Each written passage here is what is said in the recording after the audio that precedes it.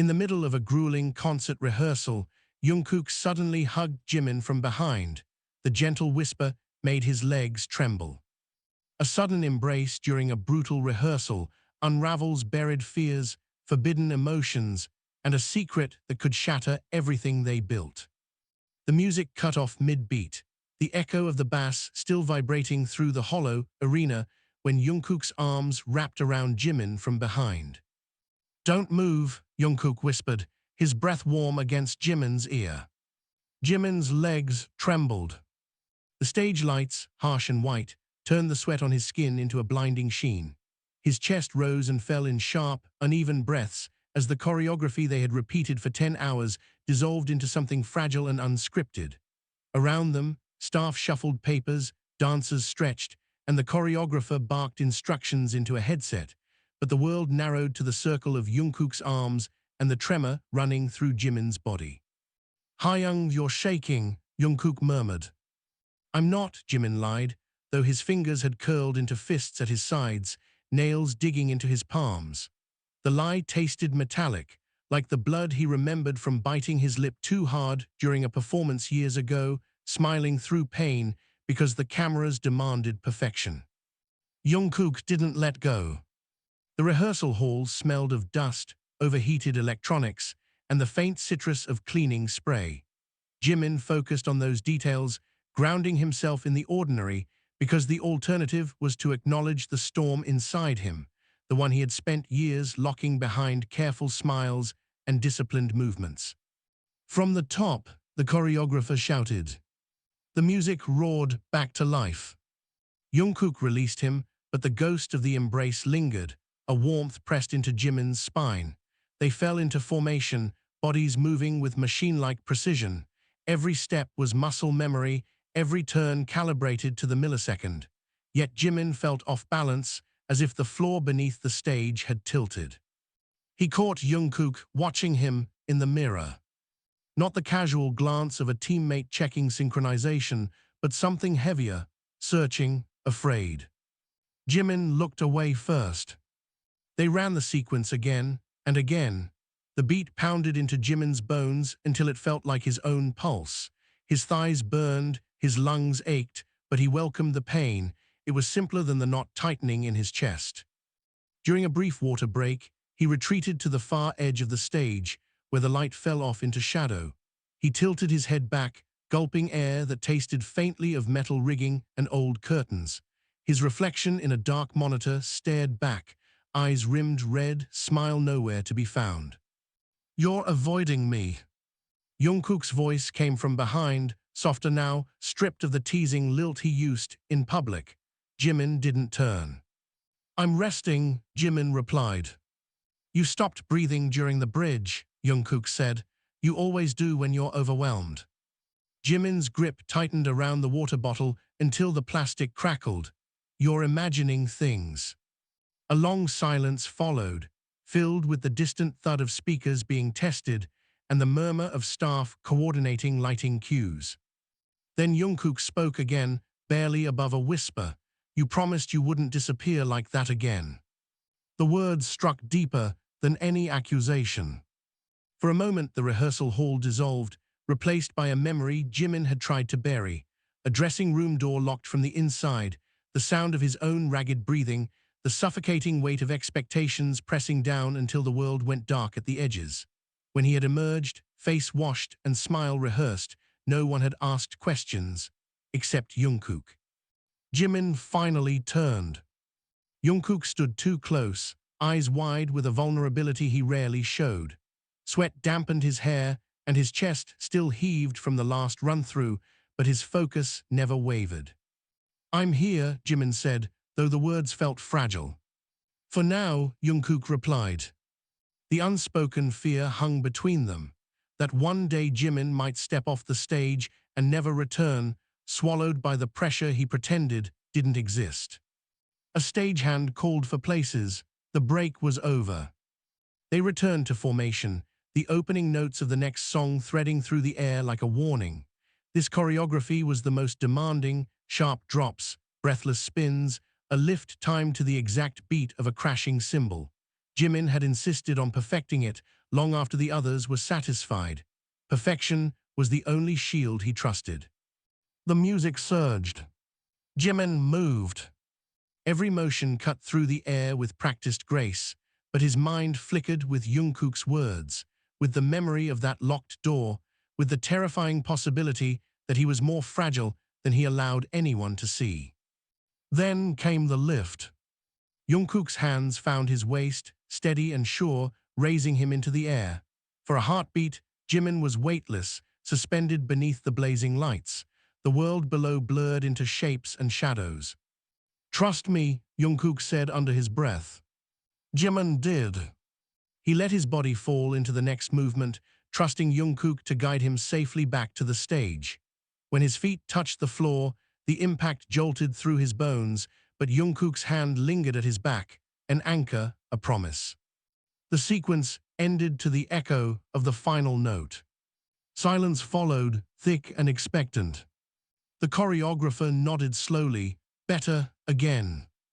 A collective groan rippled through the dancers, but Jimin found himself breathing easier.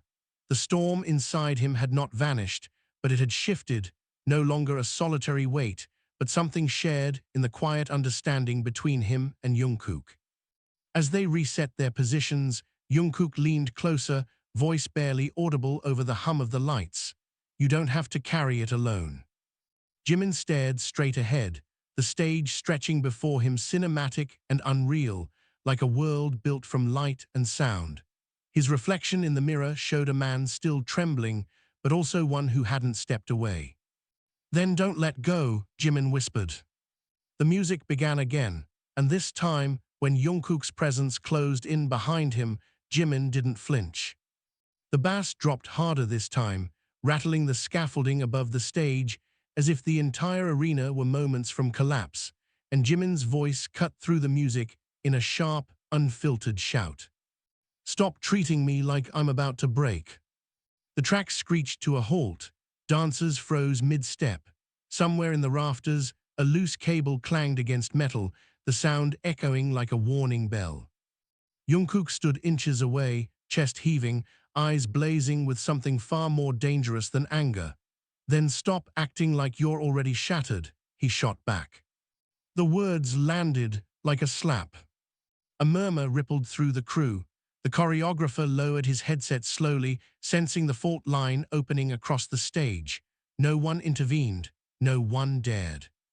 Jimin's pulse roared in his ears. "You think hovering over me fixes anything? You think watching me breathe is going to keep me alive? I think pretending you're invincible is going to kill you," Jungkook said, his voice dropping to a hoarse whisper that somehow carried across the silent arena. The overhead lights hummed, flooding the stage in sterile white. Sweat slid down Jimin's temple, stinging his eyes, but he didn't blink. He couldn't. If he did, he might lose whatever fragile control he had left. "You don't get to decide what I can handle," Jimin said. "And you don't get to disappear on me again," Jungkook replied, stepping closer until their shoes nearly touched. "You vanished once, Hyung. You think I forgot what that felt like, walking into a room and not knowing if you were?" He stopped himself, jaw tightening. The unfinished sentence hung heavier than any accusation. Jimin's throat constricted. The memory surged back uninvited. The hospital corridor's antiseptic smell, the hum of fluorescent lights, Jungkook's voice breaking as he argued with staff who refused to give him information. Jimin had sworn never to let anyone see him that week again. Yet here they were. "You're making a scene," Jimin said, the words brittle. "Good," Jungkook snapped. "Maybe if everyone sees it, you'll stop pretending nothing's wrong." A shocked laugh escaped Jimin before he could stop it. "You want controversy, headlines, idols implode during rehearsal. Is that what this is?" Jungkook's eyes flickered, not with doubt but with hurt. "I want you alive." Silence detonated across the stage. Somewhere behind them, a dancer coughed nervously. The choreographer pretended to study his notes. The air felt thick enough to choke on. Jimin's composure cracked first. "You think I don't want that?" he demanded, voice shaking. You think I enjoy waking up every day feeling like I'm one misstep away from losing everything? That if I'm not perfect for 1 second, it all collapses?" Jungkook's expression faltered. "Then why won't you let me help?" "Because I don't know how," Jimin whispered. The admission slipped out before he could cage it. Raw, unrehearsed, real. For a moment, Jungkook looked younger, like the trainee who used to trail behind him in practice rooms, eyes bright with trust. "You start by not pushing me away," he said quietly. A stage manager's voice crackled over the speakers, asking if they were ready to continue. No one answered. Jimin dragged a hand through his damp hair, packing to the edge of the stage. The arena stretched before him, row after empty row of seats waiting to be filled with screaming fans. Out there, he was untouchable, an illusion crafted from light and sound. In here, under the merciless rehearsal lights, he was just a man unraveling. Footsteps approached, Jungkook again. "You remember the showcase in Busan?" Jungkook asked suddenly. Jimin blinked, caught off guard. "What does that have to do with anything?" "You froze before going on stage," Jungkook continued. "You thought you'd forget the choreography. You almost ran." "I didn't run." "You didn't," Jungkook agreed, "because you grabbed my hand so hard you nearly broke it and dragged me with you." Despite himself, Jimin huffed a weak laugh. "You're exaggerating."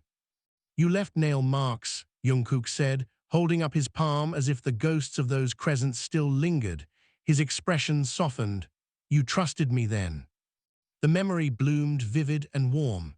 The roar of a small crowd, the tremble in his legs, the solid reassurance of Jungkook's hand anchoring him to the moment. "I was a kid," Jimin said. "So was I," Jungkook replied, "but you didn't have to be fearless. You just had to not be alone." The words settled into Jimin's chest, displacing something heavy. Behind them, the choreographer cleared his throat. "We are losing time." Reality rushed back. Deadlines, cameras, expectations. Jimin turned to face Jungkook fully. "If I let you in," he said slowly, "you don't get to smother me." Jungkook's mouth twitched. "If I don't, you don't get to shut me out." A fragile truce. They returned to their marks. The music restarted, louder than before, vibrating through the soles of their shoes. This time when they moved, the tension between them sharpened every motion, turns more precise, lifts more daring, eye contact charged with unspoken words. Halfway through the routine, the power flickered. The lights cut out. Gasps erupted across the stage as darkness swallowed the arena, leaving only the faint glow of emergency strips along the floor. The music died mid-beat, replaced by the low whine of failing equipment. In the sudden dark, Jimin's breath hitched. The void pressed in, thick with memories he didn't want to revisit, locked rooms, silent panic, the terrifying sense of vanishing. Then a hand found his. Warm, firm, unmistakable. "I've got you," Jungkook said into the darkness. Around them, crew members scrambled, flashlights cutting erratic beams through the gloom. Someone cursed near the soundboard. The smell of overheated wiring crept into the air. Jimin tightened his grip, anchoring himself to that single point of contact while the world faltered. For the first time that day, his legs stopped trembling. The emergency lights painted the stage in a sickly red glow, turning every face into a mask of shadows as the arena's power struggled to return. And Jimin realized he was still gripping Jungkook's hand like a lifeline he wasn't ready to release. "Hyung," Jungkook said softly, but there was an edge beneath it, a current of adrenaline that hadn't faded with the music. "You can let go now." Jimin didn't. Not immediately. The darkness pressed in around them, thick with the smell of hot cables and dust shaken loose from the rafters. Somewhere backstage, a generator coughed and failed. The arena felt cavernous and fragile, like a ribcage missing its heartbeat. "What if the lights don't come back?" Jimin murmured, the question slipping out before he could stop it. Jungkook's thumb brushed against his knuckles, grounding. "Then we stand here until they do." A laugh escaped Jimin, brittle and disbelieving. "You make it sound simple." It is simple, Jungkook replied. Staying is simple, leaving is what's hard. The words hit too close. Footsteps thundered across the stage as staff rushed to secure equipment. A lighting rig creaked ominously above them, metal groaning as it swayed. The choreographer's voice cut through the chaos, trying and failing to sound calm as he ordered everyone to hold position. A spotlight flickered to life for half a second, then died again, plunging them back into red-shadowed gloom. Jimin's pulse quickened. This place feels like it's about to collapse. Jungkook stepped closer, their shoulders brushing. It's not the arena that's falling apart. The implication hung heavy between them. Jimin turned sharply. Don't psychoanalyze me in the dark. Then stop giving me reasons to, Jungkook shot back, his voice low but fierce. You think I don't see it? The way you count your breaths before every chorus, the way your hands shake when the cameras turn off, the way you smile like it's armor. That's called being professional. That's called surviving, not living. The words sliced clean. For a moment, Jimin forgot the crew, the failing power, the looming concert. All he could see was Jungkook's silhouette in the red glow, familiar and infuriating and unbearably sincere. You don't understand, Jimin said, voice tightening. If I stop, even for a second, everything we built could disappear. People are waiting for us to slip, to prove we're not worth the noise. Jungkook let out a sharp breath, and you think destroying yourself first will prove them wrong. A crash echoed from the far side of the arena. A stack of speakers tipped, sending a shockwave through the stage floor. Someone screamed. The smell of burnt insulation grew stronger. Instinctively, Jungkook moved in front of Jimin, shielding him from the direction of the noise. Jimin's chest tightened. Stop doing that. Doing what? Putting yourself between me and everything, Jimin snapped. I'm not something fragile you have to guard. Jungkook turned, eyes blazing even in the dim light. You fainted in my arms last year. The memory slammed into Jimin like a physical blow. The blinding stage lights, the roar of the crowd dissolving into static, Jungkook's voice calling his name as the world tilted sideways. I got back up, Jimin said through clenched teeth. You shouldn't have had to, Jungkook replied. The arena lights flickered again, brighter this time, illuminating the tension etched into every line of Jungkook's face. For a heartbeat, the world seemed almost normal. Then the lights died once more. A collective groan rippled through the staff. Jimin dragged a hand over his face. This is a disaster. No, Jungkook said, this is a pause. A pause we can't afford. Maybe it's the one we need. Jimin stared at him. You're unbelievable. And you're terrified, Jungkook said, not unkindly. The word hung in the air, undeniable. Jimin's laugh cracked.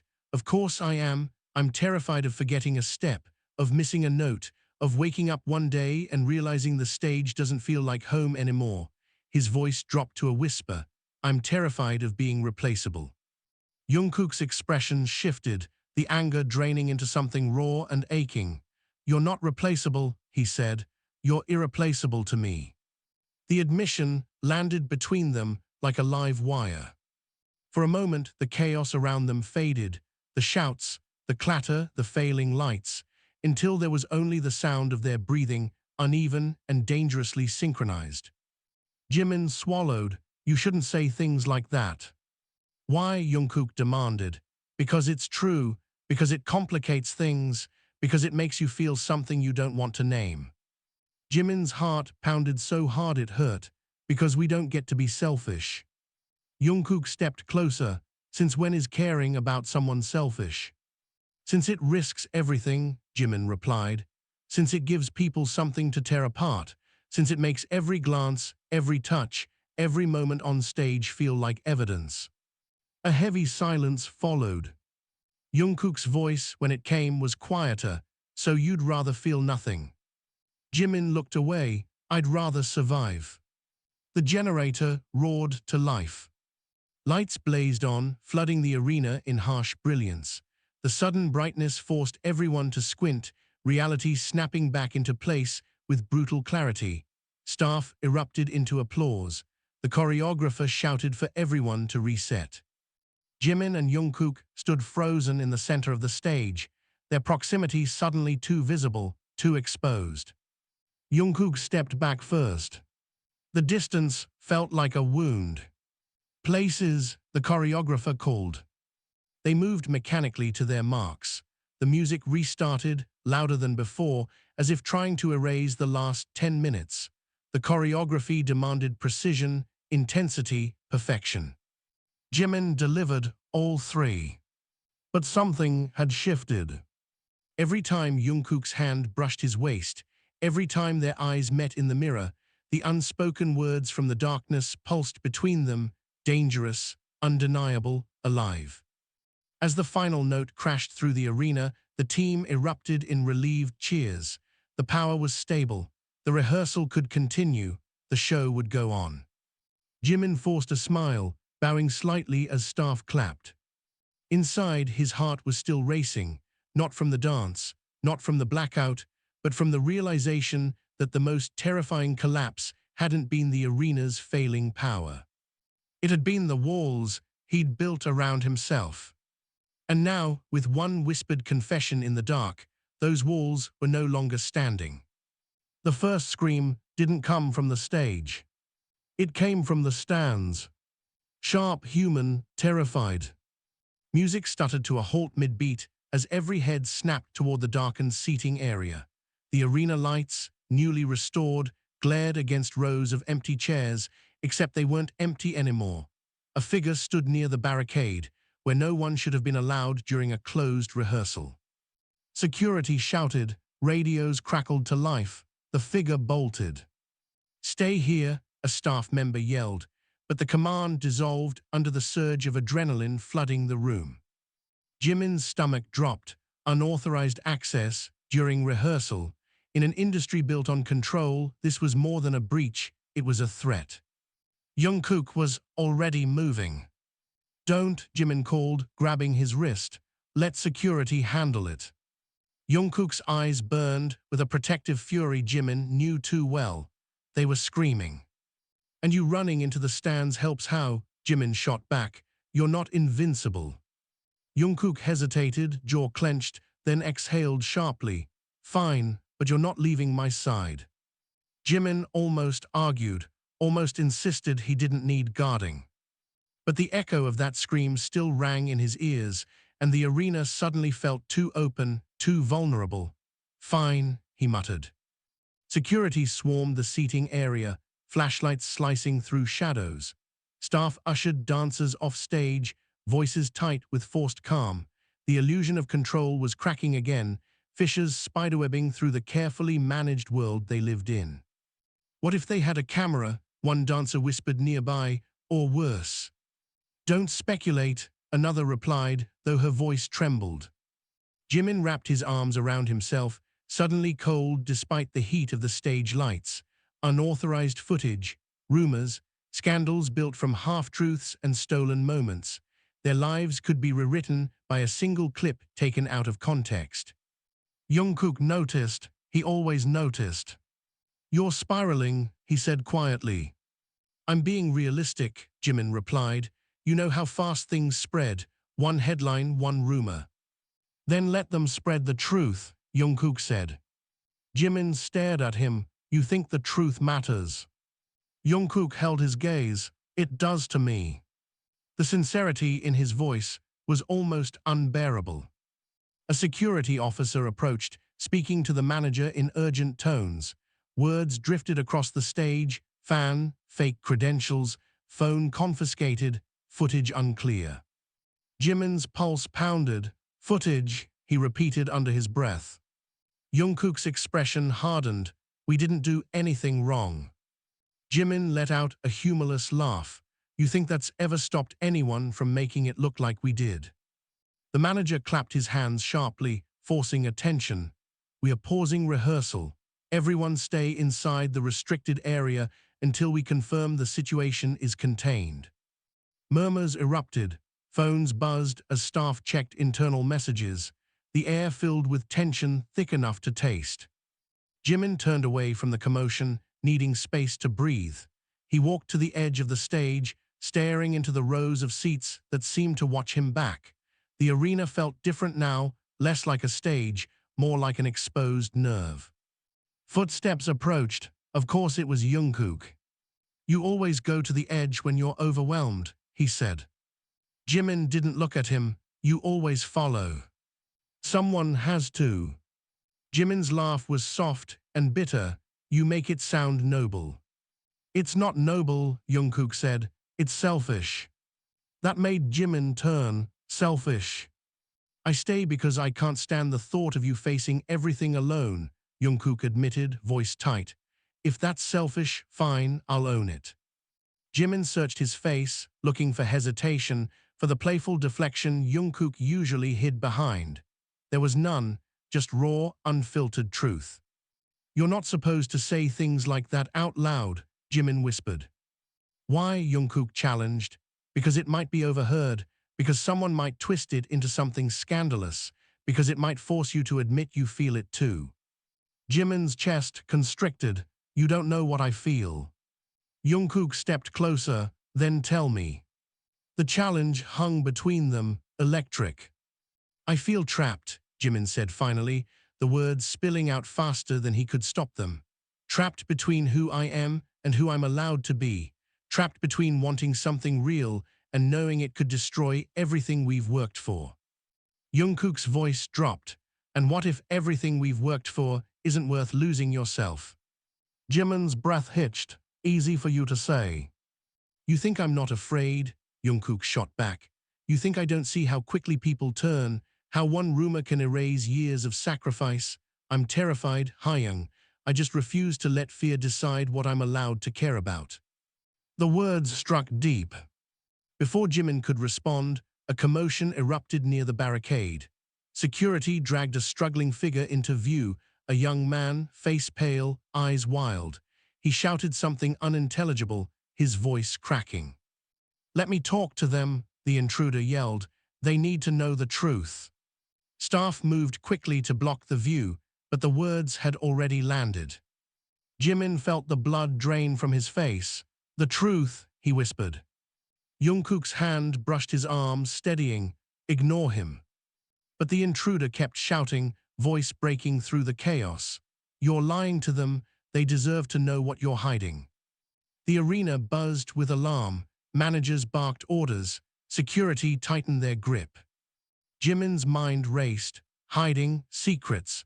In an industry built on image, the word alone was enough to ignite a scandal. Jungkook's voice cut through the noise, low and urgent. "Look at me." Jimin did. "Whatever he thinks he knows," Jungkook said, "he doesn't define us." The conviction in his tone was a lifeline, but doubt gnawed at Jimin's chest. Not because the intruder knew anything real, but because the world didn't need truth to destroy them. It only needed a story. The intruder's voice faded as security hauled him away. The arena doors slammed shut, the echo reverberating through the cavernous space. Silence followed, heavy and suffocating. The manager turned to the group, forcing a strained smile. "Situation handled. We will proceed after a short break." No one moved. Jimin's hands trembled. He clenched them into fists, nails biting into skin. "This is what I mean," he said to Jungkook, voice barely steady. "We are one moment away from everything collapsing. One accusation, one misunderstanding." Jungkook didn't argue. Instead, he reached out, hesitated only a fraction of a second, then laced their fingers together, bold, visible, undeniable. Gasps rippled from a few nearby staff who hadn't looked away in time. Jimin's heart slammed against his ribs. "Are you insane?" he hissed. Jungkook's grip tightened. "Maybe, but I'm done pretending I don't care." "This is exactly how rumors start," Jimin said, panic rising. "Then let them start with the truth," Jungkook replied, "that I refuse to let you face this alone." Jimin's pulse roared in his ears. Every instinct screamed to pull away, to rebuild the walls, to restore the safe distance that protected them both. But his fingers didn't move. For the first time, the fear of being seen felt smaller than the fear of letting go.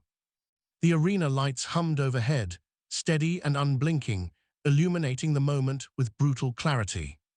And Jimin realized that the most controversial choice he could make wasn't holding Jungkook's hand in plain sight. It was admitting he didn't want to let it go. The first camera flash came from backstage. It wasn't part of the rehearsal lighting. It wasn't authorized. It was a sharp, intrusive burst of white that sliced through the air and landed squarely on their joined hands. Jimin yanked his fingers free as if burned. A ripple of whispers spread across the stage like a shockwave. Staff turned, dancers stared, someone muttered a curse under their breath. The fragile illusion of control shattered again, this time with witnesses. "Who took that?" the manager barked, spinning toward the wings. "Phones down now." But the damage was already done. In an era where a single frame could become a narrative, that flash felt louder than a gunshot. Jimin's pulse thundered in his ears. "I told you," he hissed, not looking at Jungkook. "This is exactly how it starts." Jungkook didn't respond immediately. When he did, his voice was low, steady, and far too calm. "So we live our lives according to camera angles now." "That's not what this is," Jimin snapped. "This is survival." "Survival that looks a lot like suffocation," Jungkook shot back. The manager stormed past them, confiscating a trembling staffer's phone. "Deleted," he demanded, "in front of me." I didn't mean to," the staffer stammered. "I thought it was a moment." "A moment that can end careers," the manager said coldly. The word careers lodged in Jimin's chest like shrapnel. Around them, the rehearsal floor buzzed with contained panic. Conversations dropped to whispers. Eyes darted, calculating risk, damage, fallout. The air felt charged with something volatile, fear mixed with curiosity, loyalty tangled with self-preservation. Jimin wrapped his arms around himself, suddenly aware of how exposed he felt under the relentless lights. "This is why we keep boundaries," he said, quieter now. "Not because we don't care, because caring can be weaponized." Jungkook's jaw tightened. "You think I don't know that?" "Then why push it?" Jimin demanded. "Why now?" "Because watching you disappear piece by piece is worse," Jungkook said, the words breaking through his composure. "Because every time you choose silence over honesty, I lose you a little more." The rawness in his voice cut through Jimin's defenses. "You're not losing me," he insisted. Jungkook laughed, a short, disbelieving sound. "You won't even admit you're drowning." Jimin's temper flared. "And you think dragging me into deeper water helps?" "At least we'd be drowning together," Jungkook shot back. The words hung between them, reckless and intimate and dangerously loud. A dancer nearby pretended to stretch, clearly eavesdropping. Another avoided eye contact altogether. The rehearsal space had become a minefield of overheard truths. Jimin lowered his voice. "You don't understand the stakes." "Then explain them," Jungkook said, "without hiding behind image and expectations. Tell me what you're really afraid of." Jimin opened his mouth and stopped. What was he afraid of? Not just scandals, not just headlines. He was afraid of wanting something he couldn't keep, afraid that if he let himself lean into this, into Jungkook's unwavering presence, he would one day have to let go in a far more brutal way. "I'm afraid of losing you," he said before he could stop himself. Jungkook froze. The confession hung in the air, fragile and irreversible. Jimin swallowed hard. Not to rumors, not to contracts, to time, to change, to the moment we wake up and realize we're not the same people who promised to stay. Jungkook's expression shifted, anger dissolving into something softer and infinitely more dangerous. "Hyung. So I build walls," Jimin continued, voice shaking. "Because if I never admit how much you matter, then losing you won't destroy me." Silence fell between them, thick with everything they had never said. Jungkook stepped closer, ignoring the watching eyes, the staff hovering nearby, the manager still arguing in hushed tones with security. "You think loving someone guarantees loss," he said quietly, but shutting them out guarantees it. Jimin's chest tightened. You're asking me to risk everything. I'm asking you to be honest, Jungkook replied. With me, with yourself. Before Jimin could answer, the manager returned, face pale but controlled. Rehearsal is suspended for today, he announced. We need to review security protocols. Everyone will exit through the private corridor. No statements, no social media. The words fell like a verdict. Relief and dread tangled in Jimin's stomach. Suspension meant delay. Delay meant speculation. Speculation meant narratives forming in the vacuum of truth. As the group began to disperse, the arena filled with the rustle of movement and low, urgent conversations. The earlier energy of creation had curdled into something brittle. Jimin turned to leave, but Jungkook caught his sleeve.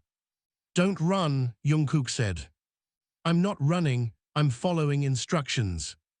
You always hide behind instructions when you're scared. Jimin's patience snapped. Not everything is about you. The words were louder than he intended. Several heads turned. Jungkook flinched, not from the volume, but from the implication. I know that, he said quietly. I just want to be part of what you're facing. You are, Jimin said, softer now. That's what makes it terrifying. They stood there, suspended in the aftermath of too many truths. Finally, Jungkook exhaled. Walk with me. It wasn't a command, it was a plea. Jimin hesitated, then nodded.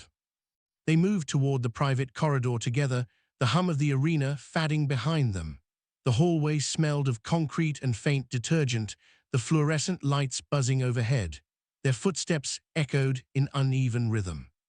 Halfway down the corridor, Jungkook spoke again. If that photo gets out.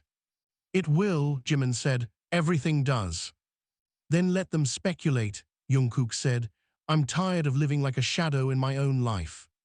Jimin stopped walking, and if the cost is everything we built. Jungkook turned to face him fully. Then at least we'll know we didn't lose it by lying to ourselves. The hallway felt too narrow, the air too thin.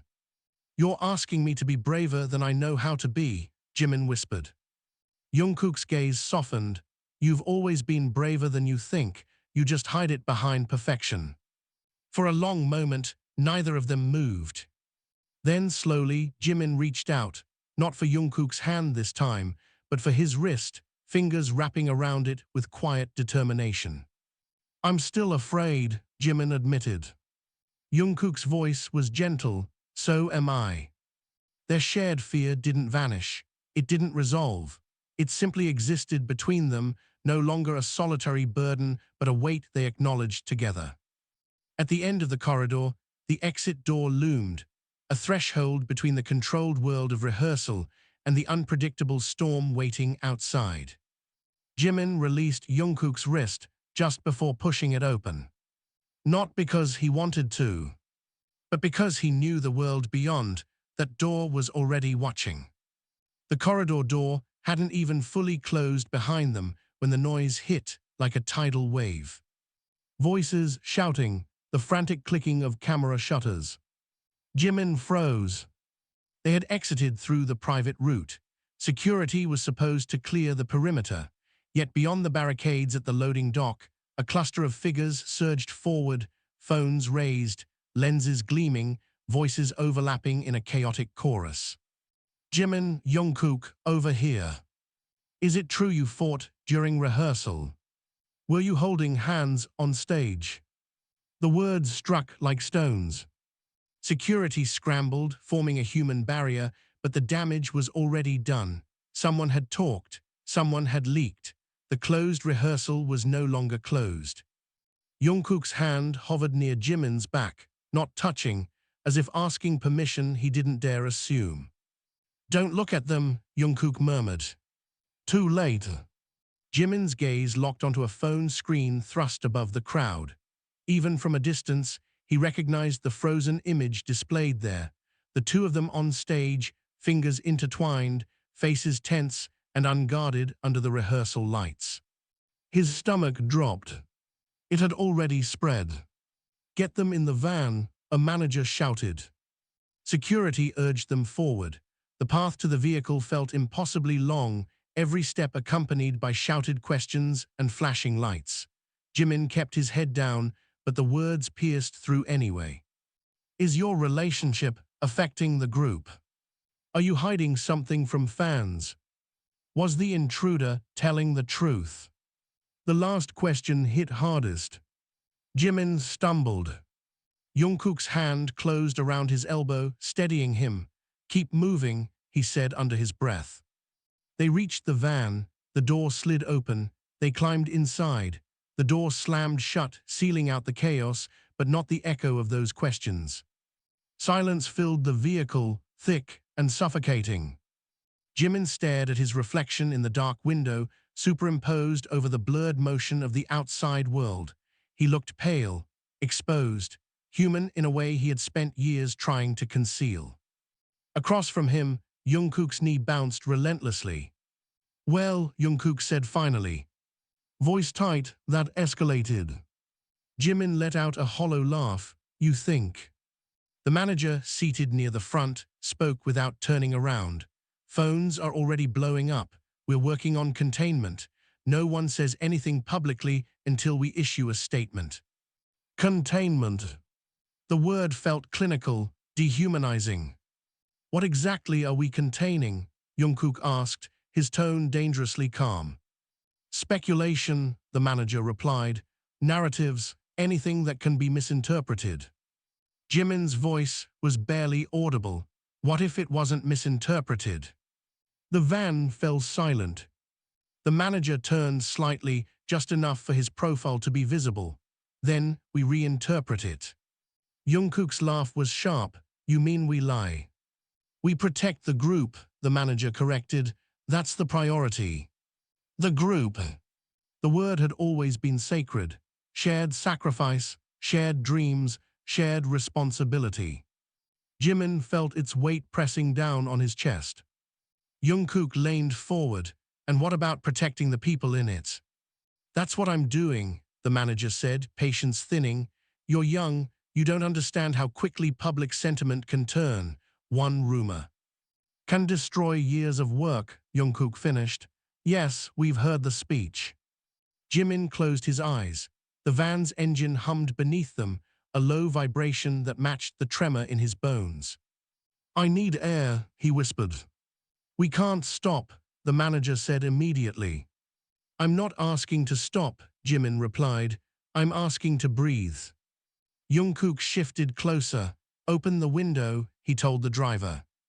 The manager hesitated, then nodded. The window slid down an inch. Cool evening air seeped in, carrying the distant scent of rain and asphalt. Jimin inhaled deeply, the tight band around his chest loosening just enough to keep him from unraveling completely. You're shaking, Jungkook murmured. So are you, Jimin replied. Jungkook glanced down at his hands, as if noticing their tremor for the first time. He curled them into fists. I'm angry. I'm terrified, Jimin said. They sat with that truth for a moment. The manager's phone rang. He answered in hushed, urgent tones. Words like damage control, fan response, and leaked clip drifted back to them. Jimin's stomach churned. Leaked clip, he repeated softly. Jungkook met his eyes. Then we face it. You say that like it's simple. It's not simple, Jungkook said. It's just inevitable. The van turned sharply, the city lights streaking across the windows like fractured stars. Jimin watched them blur, thinking of how quickly a life could be reduced to fragments, moments captured, edited, reinterpreted by strangers. Do you regret it? He asked suddenly. Jungkook didn't pretend to misunderstand, holding your hand. Jimin nodded. Jungkook's answer came without hesitation. No. The certainty in his voice made Jimin's chest ache. I do, Jimin whispered. Jungkook flinched. Not because I didn't want to, Jimin continued, forcing the words out. Because I did. Because for a second I forgot the world was watching, and now the world won't let me forget. Jungkook leaned back, staring at the ceiling of the van. Maybe the world should mind its own business. That's not how this works, Jimin said. We belong to them as much as we belong to ourselves. Jungkook's jaw tightened. I never agreed to that. You didn't have to, Jimin replied. It was part of the deal. Silence settled again, heavier this time. Outside, the first drops of rain began to fall, streaking the windows with trembling lines that distorted the city lights into a watery blur. Jungkook spoke without looking at him. If they ask me directly, I won't lie. Jimin's breath caught. You can't do that. I won't lie, Jungkook repeated. You'll destroy us, Jimin said, the words breaking. Jungkook turned then, eyes fierce. I'll destroy the illusion, not us. You don't know the difference, Jimin whispered. Then teach me, Jungkook said, because I'm done pretending the illusion matters more than the person sitting in front of me.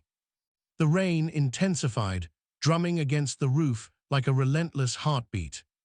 Jimin looked at Jungkook, really looked, at the stubborn set of his mouth, the fear he tried to hide beneath defiance, the unwavering loyalty that had always been both his greatest comfort and his greatest danger. You're asking me to choose, Jimin said. Jungkook shook his head. I'm asking you to stop choosing fear. The van slowed as it approached their destination.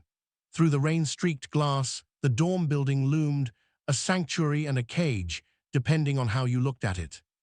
Jimin's reflection stared back at him, eyes wide with the weight of impossible choices. As the van came to a stop, he realized the chaos outside the arena had only been the beginning. Because the real storm wasn't the cameras, the rumors, or the leaked footage. It was the truth they could no longer pretend didn't exist. The dorm elevator ride felt longer than any stage performance Jimin had ever endured. No music, no choreography, just the low hum of machinery and the suffocating awareness of Jungkook standing too close beside him, rain-damp hair clinging to his forehead, jaw locked tight as if he were holding back words that could detonate the fragile silence. The doors slid open. The hallway lights flickered once, then steadied, casting a pale glow over the familiar corridor. Usually it felt like refuge, a place where the noise of the world couldn't reach them. Tonight it felt like a waiting room before a verdict. They stepped inside the dorm. The door clicked shut behind them. And for the first time since the arena, there were no managers, no staff, no cameras. Just the sound of rain tapping against the windows and the quiet, charged space between two people who had run out of ways to avoid the truth. Jimin dropped his bag by the door. His hands were still trembling. Jungkook noticed. Of course he did. Sit, Jungkook said gently. I'm not fragile, Jimin replied automatically. You're exhausted, Jungkook corrected. There's a difference. Jimin didn't sit. Instead, he paced the length of the living room, fingers dragging through his hair, breath uneven. The dorm smelled faintly of detergent and the takeout they'd abandoned the night before, a mundane normalcy that felt surreal after the chaos. They have the photo, Jimin said. Maybe the video, the intruder's accusations, the blackout, the argument. Do you have any idea how this looks from the outside? Jungkook leaned against the wall, arms crossed, watching him, like two people under pressure. It looks like a scandal waiting to explode, Jimin snapped.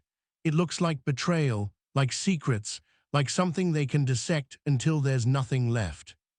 Jungkook's voice sharpened. And what if there are secrets? Does that make them wrong? Jimin stopped packing. It makes them dangerous. Jungkook pushed off the wall. Everything meaningful is dangerous. Not like this, Jimin said. Not when it risks everyone else. So we sacrifice ourselves instead, Jungkook challenged. We suffocate quietly so the narrative stays clean. Jimin's chest tightened. You think this is about narrative? This is about survival for all of us. Jungkook's restraint snapped. Stop saying that like you're the only one carrying the weight. The words echoed through the dorm, raw and unfiltered. Jimin flinched. I never said that. You don't have to, Jungkook said, voice shaking with contained fury. You shut everyone out. You decide what's best. You smile and say you're fine until you collapse, and then you expect the rest of us to pretend we didn't see it coming. That's not fair, Jimin whispered. Neither is watching you destroy yourself, Jungkook shot back. The rain intensified, drumming against the windows like a relentless applause for their unraveling. Jimin's voice broke. You think I want this? You think I enjoy feeling like one wrong step will erase everything we built? I am so tired, Jungkook, tired of being perfect, tired of being strong, tired of pretending the loneliness doesn't swallow me whole the second the lights go out. The confession hung in the air, fragile and devastating. Jungkook's anger faltered, replaced by something softer and infinitely more painful. Then stop pretending, he said. Jimin laughed weakly. You make it sound so easy. It's not easy, Jungkook replied. It's just honest. Jimin sank onto the couch, finally conceding to gravity. His shoulders slumped, the armor he wore in public dissolving piece by piece. Honesty doesn't stop the consequences. Jungkook sat across from him, leaning forward, elbows on his knees. Neither does silence. They sat there, the weight of years pressing into the space between them. Jimin stared at his hands. When the photo spreads, they'll analyze every frame, every glance, every touch. They'll build a story, whether we give them one or not. Jungkook's voice was steady. Then let the story be that we refuse to abandon each other. That's not the story they'll tell, Jimin said. It's the truth, Jungkook replied. Jimin looked up, eyes glassy. Truth has never been enough. A long silence followed, broken only by the rain and the distant hum of traffic. Then Jungkook said quietly, I meant what I said in the van. Jimin's stomach dropped. Don't. I won't lie, Jungkook continued. If they ask me what you are to me, I won't reduce you to something safe and empty. Jimin's voice trembled. You'll ruin us. I'll ruin the version of us that was never real, Jungkook said. Jimin stood abruptly. You don't get to decide that alone. And you don't get to decide we live half-lives, Jungkook shouted back. The words collided, leaving both of them breathless. Jimin turned away, pressing his palms against his eyes. Why are you doing this? Because I love you, Jungkook said. The room went silent. Even the rain seemed to hesitate. Jimin's hands fell slowly from his face. He didn't turn around. Don't say that, he whispered. It's the truth, Jungkook said, voice raw. Not the kind that fits into interviews, not the kind that keeps headlines neat, the kind that kept me standing in that dark arena when you thought you were alone, the kind that makes every risk worth it. Jimin's chest constricted so tightly he thought he might stop breathing. You think love is enough to survive this? I think it's the only thing that makes survival mean anything, Jungkook replied. Jimin finally turned. Jungkook stood there, eyes bright with unshed tears, fear and determination warring in his expression. No stage lights, no cameras, just a confession laid bare in the quiet of a rain-soaked night. You're asking me to choose you over everything, Jimin said. Jungkook shook his head. I'm asking you to stop choosing fear over yourself. Jimin's voice cracked. If I lose the stage, I lose who I am. Jungkook stepped closer. You are not the stage. You are the person who turns it into something alive. The words struck deep, reverberating through the hollow spaces Jimin had tried to ignore. And if loving you destroys that, Jimin asked. Jungkook's answer was immediate. Then we rebuild together. Jimin's breath hitched. Rebuild. The word was terrifying and hopeful all at once. His phone buzzed on the table. Both of them looked at it. The screen lit up with notifications, dozens, then hundreds, messages from managers, group chats, headlines forming in real time, a preview of a trending tag, a blurred thumbnail of the photo. The world had caught up. Jimin's hand hovered over the phone, trembling. Jungkook didn't stop him. He didn't touch him. He simply stood there, close enough that Jimin could feel his warmth, far enough that the choice remained Jimin alone. Jimin picked up the phone. The screen reflected in his eyes fear, inevitability, and the faintest spark of something that looked like resolve. Outside, the rain fell harder, washing the city in silver streaks. Inside, for the first time, Jimin didn't look away from the truth staring back at him. The phone slipped from Jimin's hand and hit the floor with a dull, final thud. Neither of them moved to pick it up. The screen continued to glow against the hardwood, notifications stacking faster than they could be read, the silent evidence of a world already dissecting a moment that had belonged only to them. Jimin stared at it as if it were a live explosive. "Don't," Jungkook said quietly, "not yet." "I have to," Jimin replied, his voice hollow. "If I don't see it, it doesn't stop existing." Jungkook took a slow step forward. "And if you do see it?" Jimin swallowed. "Then at least I know what version of me they're destroying." The words landed like shrapnel. Jungkook crouched and turned the phone face down, cutting off the glow. The sudden darkness on the floor felt like a fragile mercy. "You're not a headline," Jungkook said. "You're not a scandal. You're not a narrative they get to own." "That's easy to say when you're not the one who built your entire identity on being what they needed," Jimin shot back. "Perfect, reliable, safe."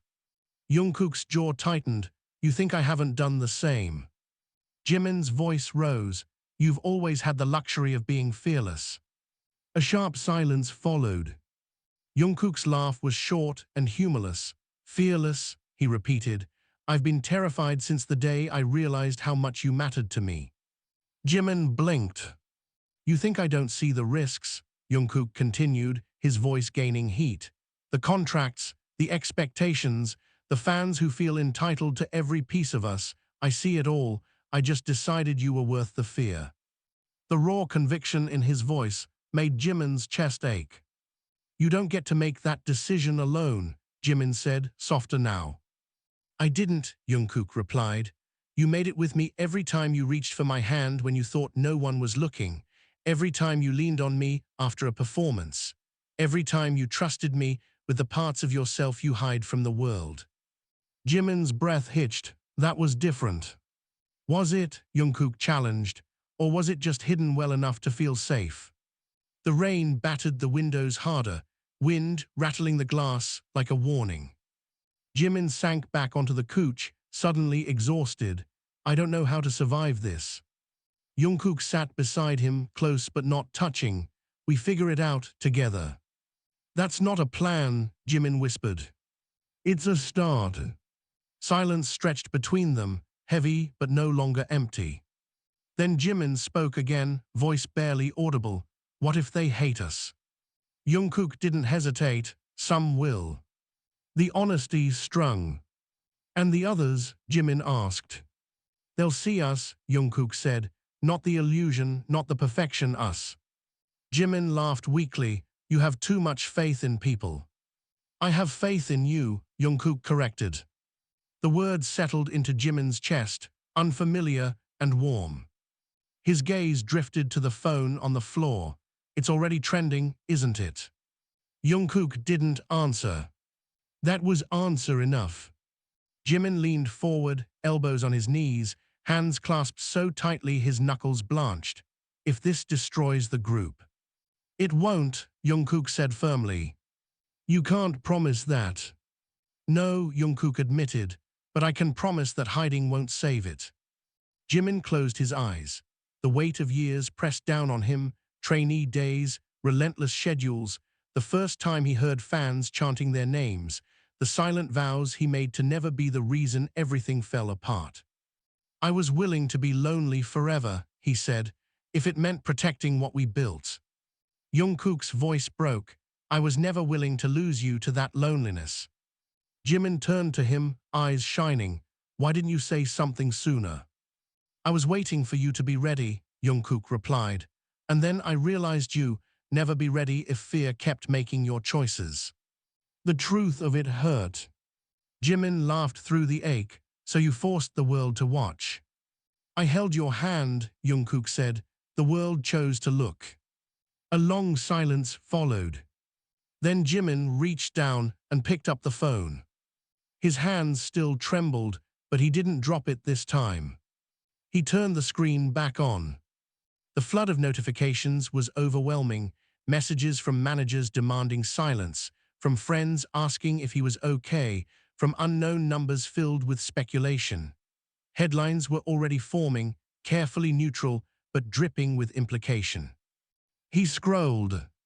A blurred video thumbnail autoplayed for a split second, two figures on a rehearsal stage, fingers intertwined, tension visible even through the grainy zoom.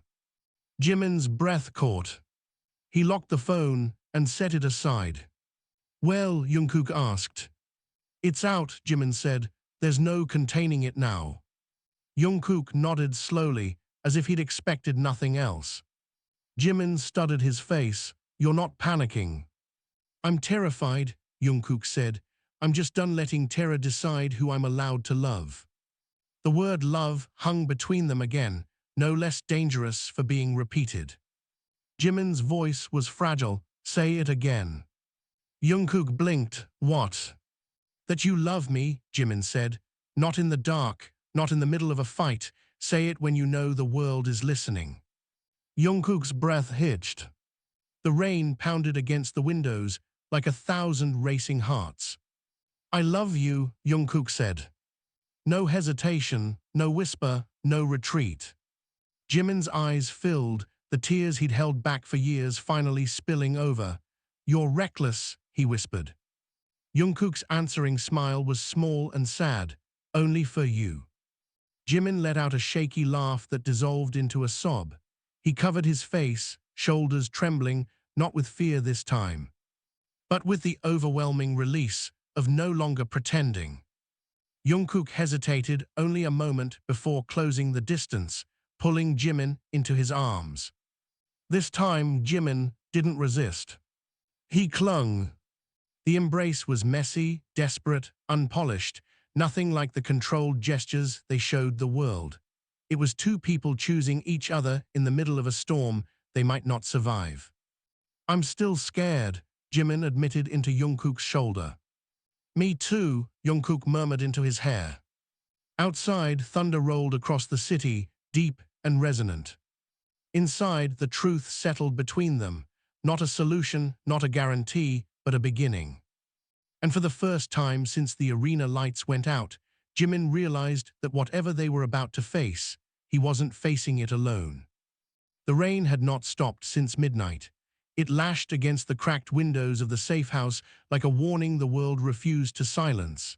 Inside, the air was thick with suspicion, betrayal, and the metallic scent of fear. Armin stood in the center of the room, drenched, his jaw clenched so tightly it trembled. Across from him, Maya held the flash drive like it was a loaded weapon. Raka leaned against the wall, pretending calm, but the twitch in his fingers betrayed him. "You lied to me," Armin said, his voice low, dangerous. Maya didn't blink. "I protected you." "That wasn't protection," he snapped. "That was manipulation." Raka let out a dry laugh. "You're both missing the point. If what's on that drive is real, none of us are safe." The thunder outside cracked like a gunshot. No one moved. Maya finally spoke, her voice softer but sharper than before. "They have names: Armin, judges, generals, media owners, people you shake hands with on national holidays. The entire system is rotten." Armin's eyes darkened. "And you thought I couldn't handle the truth." "I thought you'd run straight to them," she fired back. "Like you always do, loyal soldier, obedient son of the state." The insult landed hard.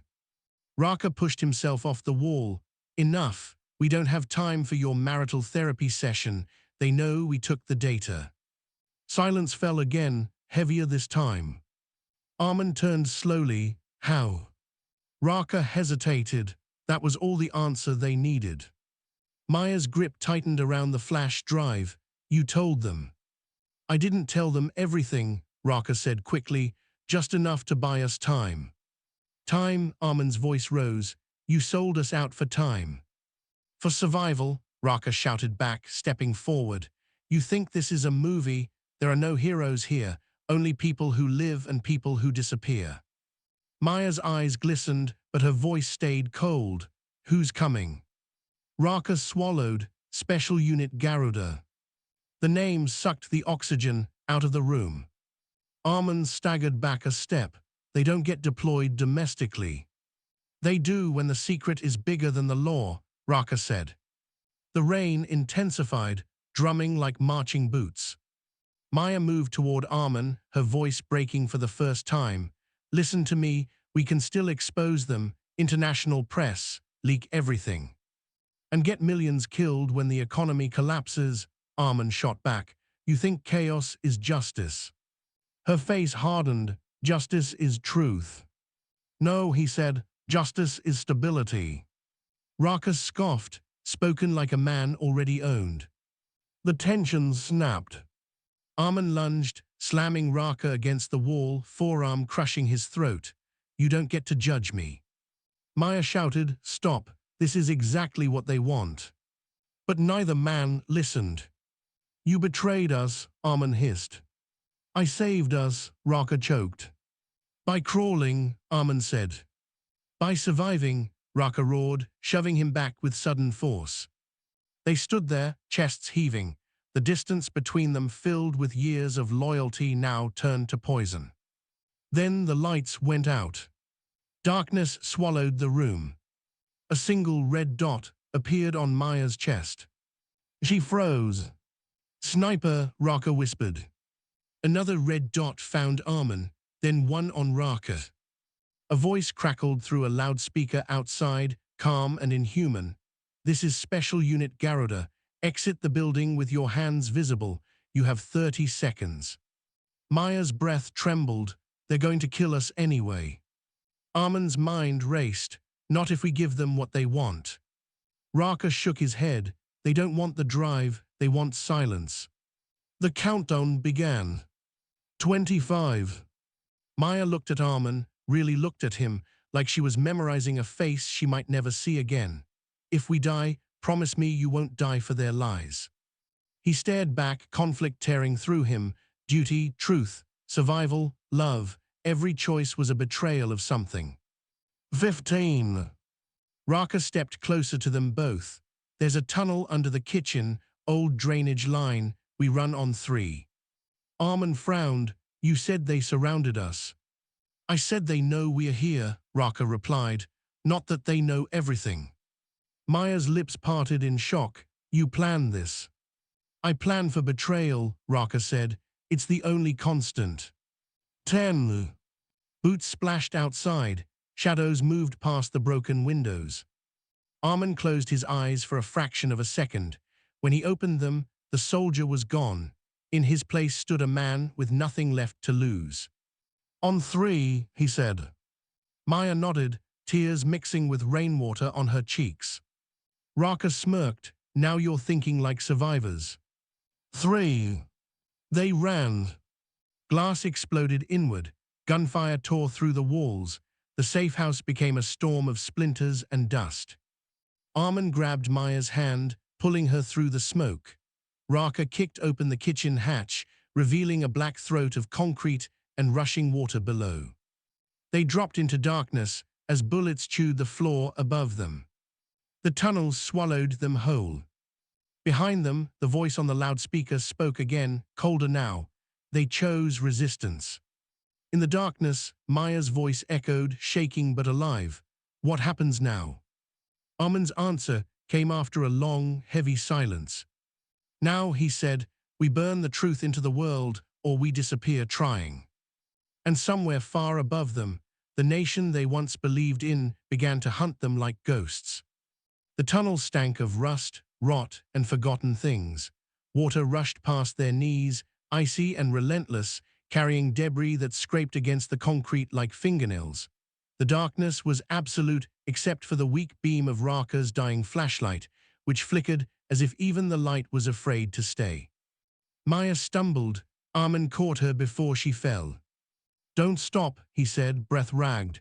If they map the drainage system, they'll seal the exits. Raka snorted. If they mapped it, we'd already be dead. That's not reassuring, Maya shot back, her voice shaking despite her effort to sound defiant. Thunder rumbled somewhere above, muffled by layers of earth and concrete. The storm had followed them underground. They pushed forward in silence until the tunnel forked. One path sloped upward toward a faint draft of air. The other descended into blackness where the water ran deeper and faster. Raka stopped. We split. No, Armin said immediately. It's the only way to increase the odds, Raka insisted. They're tracking 3 heat signatures. If we become 2, maybe one gets through. Maya stared at him. You're suggesting we sacrifice someone. I'm suggesting we survive, he replied, eyes cold. You keep confusing the two. Armin stepped between them. No one is dying tonight. Raka laughed bitterly. You still believe you're in command. I believe in loyalty, Armin said. Loyalty is just a prettier word for control, Raka fired back. You were loyal to the state while it butchered villages, loyal to commanders who signed death warrants over lunch.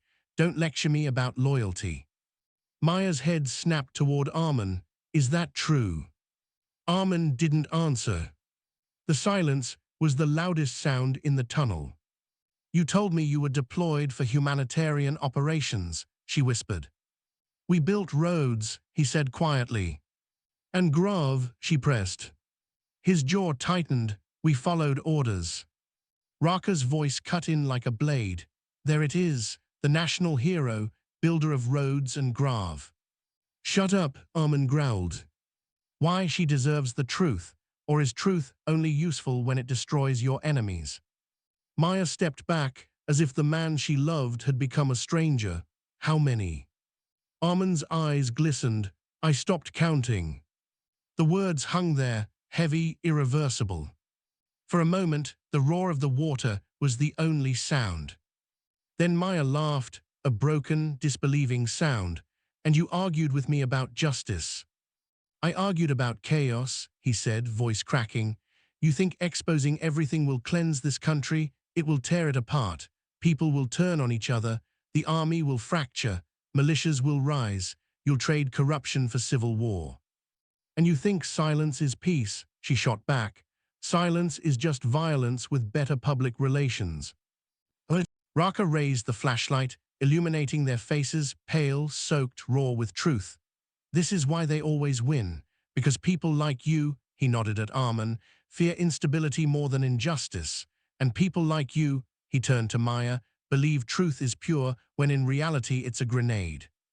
And you, Maya asked, what do you believe in? Raka hesitated for the first time. The flickering light revealed something behind his cynicism, exhaustion. I believe in staying alive long enough to regret my choices, he said. A distant metallic clang echoed through the tunnel. They froze. That wasn't water, Armin whispered. Raka killed the flashlight. Darkness swallowed them again. Footsteps faint but unmistakable, above them, tracking, following the grid. Their ceiling exits, Maya breathed. Armin made a decision. We take the upper path, we stay together. Raka grabbed his arm. Together gets us killed. Together means we choose who we become, Armin replied. I've taken enough lives in the name of survival. Maya looked between them, tears mixing with tunnel water. If we actually get out, I'm releasing everything. Armin closed his eyes. Pain flashed across his face. Then there's no going back. There never was, she said. Raka muttered, you're both suicidal. Another clang, closer this time. They moved. The upward tunnel narrowed, forcing them shoulder to shoulder. The air grew fresher, tinged with wet soil and gasoline. Somewhere ahead, a faint grey light seeped through a metal grate. Hope! Then a voice echoed down the tunnel behind them, amplified, calm, merciless. Captain Armin Pratama, it called. Armin stopped dead. Maya's fingers tightened around his hand. Don't answer. The voice continued. You are ordered to surrender. The woman and the civilian will be detained. Your cooperation will be noted in the official report. Raka mouthed silently. They want you. Armin's breathing turned shallow. Think carefully, the voice said. Your father's pension, your sister's medical care, your family's safety, all contingent on your obedience. Maya's eyes widened. They're threatening your family. They don't make threats, Armin whispered. They make policies. Raka leaned close. If you go back, we're dead, not maybe, certain. The voice echoed again, softer now, almost sympathetic. You served with honor. Do not let traitors rewrite your legacy. Maya stepped in front of Armin. Your legacy is what you do right now. He looked at her, really looked, as if trying to memorize her in case this was the last moment he was allowed to love her. I was 19, he said suddenly. First deployment. A village refused relocation. We were told insurgents were hiding among them. We fired at night. In the morning, there were no weapons, just bodies. His voice broke. I told myself obedience was mercy, that doubt was weakness. Maya's tears fell freely, and now I know obedience was the crime, he said. The tunnel fell silent, except for the approaching boots. Raka exhaled slowly. That's the first honest thing you've said. Armin straightened, something unbreakable settling in his posture. They want a soldier, they're getting a witness. The voice above sharpened, final warning. Maya grabbed his face, urgent, desperate. If we survive this, we tell everything. No edits, no protection, no more lies. He nodded, no more lies. Raka groaned. I can't believe I'm dying for idealists. You're not dying, Maya said. Statistically, this is very bad, he replied. The grate above them rattled. Light flooded in as shadows moved. Armin looked at both of them. When it opens, we run through, no hesitation. And if they shoot, Raka asked. They will, Armin said. Run anyway. Maya squeezed his hand. Together. Raka rolled his eyes. Together. The grate tore open. Blinding light, shouts, weapons raised. Now, Armin roared. They surged upward into the storm, into gunfire, into history, into a truth that would either free a nation or destroy it. And for the first time, none of them ran to survive. They ran to be seen. Rain swallowed the sound of gunfire as they burst from the drainage tunnel into the open night. The storm raged without mercy, wind lashing sheets of water across the concrete floodway, turning the world into a blur of gray and white.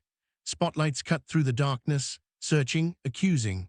Shouts overlapped in sharp commands that dissolved into static under the roar of thunder. Armin did not stop. He ran straight into the light. Maya's lungs burned as she followed, fingers still locked around his sleeve, as if letting go would erase everything they had chosen in the tunnel. Behind them, Raka cursed between breaths, slipping once on the slick surface before regaining his footing. Drop to your knees, a voice thundered through a loudspeaker, hands where we can see them. Armin slowed, not in surrender, but in deliberation. He raised his hands slowly, palms open, rain streaming down his arms like silver chains. Maya mirrored him, heart hammering so violently she felt it in her throat. Raka hesitated, eyes darting for exits that no longer existed, then lifted his hands with theatrical reluctance. Soldiers advanced, rifles trained, boots splashing through shallow water. Their faces were hidden behind visors and rain, anonymous instruments of policy and fear. Captain Armin Pratama, the commanding officer, called, stepping forward. His voice was calmer now, almost conversational. You've made a grave mistake. Armin's voice, when he answered, carried across the floodway with startling clarity. No, I've corrected one. The officer's gaze shifted to Maya. You are in possession of classified state intelligence. You will relinquish all materials immediately. Maya's fingers trembled, not with fear, but with the weight of what she carried. The drive, sealed and hidden beneath layers of waterproof fabric against her skin, felt heavier than the storm, heavier than the rifles pointed at her chest. You already know I won't, she said. Raka let out a soft, incredulous laugh. We are really doing this. The officer's expression hardened. You are choosing treason. Maya met his stare. No, I'm choosing memory. Lightning tore across the sky, illuminating the floodway in stark white. For a single frozen instant, every face was visible, the soldiers, uncertain beneath their training, Raka, defiant but pale, Armin, resolute, Rain tracing the lines of a life he could never reclaim, and Maya, soaked and shaking, yet unbreakable. Thunder followed, like a verdict. The officer lowered his weapon slightly. You think this will change anything? Governments survive scandals, nations forget, people prefer comfort over truth. Armin stepped forward, despite the rifles snapping back into aim.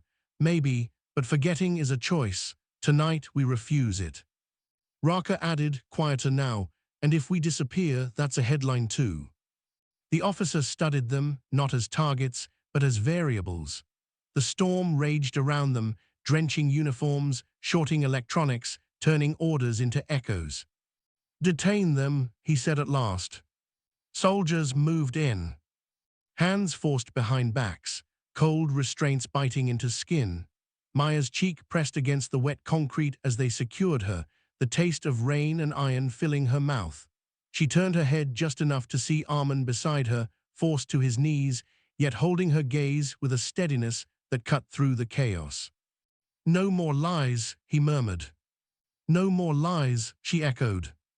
Raka, pinned on her other side, muttered, if there's an afterlife, I hope it has better weather. Despite everything, Maya laughed, a fragile, incredulous sound that somehow survived the storm. Hours later, the rain began to ease. By morning, the city would wake to rumors. By noon, to denials. By evening, to leaks that spread like cracks through glass. Anonymous uploads. Encrypted files mirrored across servers beyond jurisdiction. Testimonies scheduled for release if 3 detainees failed to check in. Truth, once buried in classified vaults, had already learned how to breathe. In a holding room that smelled of antiseptic and damp fabric, Maya sat across from Armin, their hands finally free but their future uncertain. A single camera watched from the ceiling. Somewhere beyond the walls, phones rang without pause. They'll try to discredit you, Armin said. They'll try to erase you, she replied. Raka, slouched in a metal chair nearby, gave a tired smirk. They'll try to erase all of us, which, historically, is how you know you've annoyed the right people. Silence settled, not the suffocating silence of secrets, but the fragile quiet that follows a confession. Maya studied Armin's face, memorizing the lines carved by duty and regret. Do you regret it? She asked. He thought for a long moment. Outside, distant thunder rolled away from the city. I regret the years I chose obedience over conscience, he said, but this, he shook his head. No, whatever happens next, at least it's honest. Raka exhaled slowly, staring at the ceiling. Honesty, terrible survival strategy, excellent way to stay human. Maya leaned back, exhaustion finally claiming her bones. The fight ahead would be long, courts, propaganda, threats whispered in the dark. Friends would vanish. Enemies would smile for cameras. The truth would be twisted, diluted, denied. But it would exist. And existence was the one thing silence had never allowed. Outside, the storm clouds broke. A thin blade of sunlight slipped through the gray, striking the wet streets and fractured rooftops, turning puddles into mirrors. The city, battered but breathing, reflected a sky it had not seen all night. Maya closed her eyes and let the light warm her face. For the first time since the files had landed in her hands, the future did not feel like a weapon. It felt like a question. And questions, unlike orders, allowed people to choose their answers.